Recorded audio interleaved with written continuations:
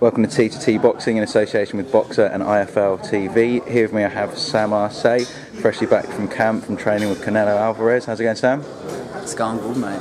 Thanks for joining us. So I know we were just having a chat back then, so I don't want to go back over it too much, but talk us through the last few months. I know you've been out in America training, out there sparring with Canelo and so perfecting your craft. So how's that all been going and how's that helped? I mean, overall, it's probably the best thing I've done to date. I believe I'll come back twice the fighter.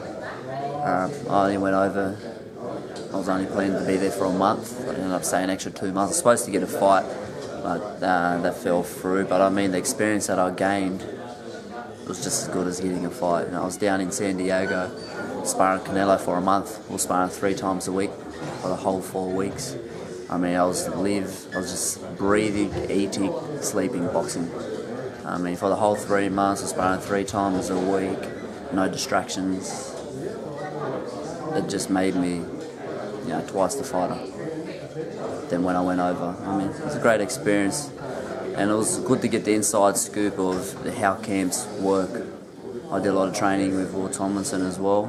I pretty much trained with him every day, and he was in preparation for the biggest fight of his career. So I see him behind scenes of camp, and Canelo's got a big fight coming up, and I've been around there for 4 weeks, so I've seen how they operate as well. And not only the sparring, I took in a lot of their training techniques as well, and I feel like it's made positive results. How different does their camp and their techniques differ to say what you've been used to so far in your career? It's hard to say. I've had a few different trainers. I've been sort of here and there, but what I've realised from being in camp with Canelo, they don't train particularly hard, they don't flog it out. It's more strategic. It's about not just training as hard, but training smart, fine-tuning, the combinations and the techniques for the fight. It's about staying fresh for the fight. Yeah. And so, great experience for you being in the ring with someone like Canelo and getting those sort of rounds. And do you obviously see that as hugely beneficial for you, your ring craft and your experience moving forward, and like I say, maybe better than having a fight? I mean, it was great for the confidence. I'll say that's probably the #1 thing. I guess I could say, even though I didn't get a fight, sparring with Canelo, that's a better experience. Absolutely. And what I've learned from that, and what it's done for my confidence, I'm not going to complain. I didn't say come back to Australia. I know you've been sparring with Anthony Mundine as well.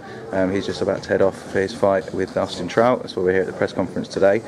How is transitioning from sparring with Canelo to Mundine and so fighting with these big names in the sport? How's Mundine looking in his preparation? You know what? I expected to come over and sort of do it pretty easily with Mundine. As rude as it might sound, but I would give Mundine one thing: he's a great fighter. I mean, his intensity, man, it shocked me a lot. But like I said, for the confidence, again, I was a lot fitter this time around with Mundine. When I first started sparring him a few years ago, I was only doing 4 rounds. But after being in camp with Canelo for a month, we were doing 4-minute rounds. So when I come back here, the fitness was definitely better. But I've got to give it the chop. He's got great intensity. He's got a fast jab. He makes you think a lot. Excellent. And so looking at those guys, then. So we've got Canelo, Kirkland. What's your pick there? I haven't seen too much of Kirkland to really say, but I don't see anyone taking Canelo's punches. He's got the heaviest hands I've felt. Right. I don't believe. Well, it's hard to say, but you got to have an iron chin to take his punches, and I think Kirkland comes forward a lot as well. I think he's going to walk into a lot of Canelo's punches. And Canelo's surprisingly fast, and he can box, and he's got great timing. I know Kirkland's a good boxer. Some people say he might be able to outbox him, but I've been in there with Canelo. I'm known to be a good boxer, fast. Canelo's timing is just, second to none. Perfect. And looking across, we've got Anthony Mundine as well, and Trout. What's your pick for that fight? Ooh, you know what? Like I said with Kirkland, I haven't seen too much of Trout either, but you know I've seen Choc. I've followed his career, I've been in there with him. I believe Choc on a good night can beat anyone.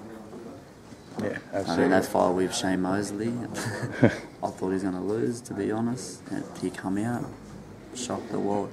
So I believe Choc's he's just got something, you know, special about him. He can rise to the occasion. So if he's there on the night, he can beat anyone. Perfect.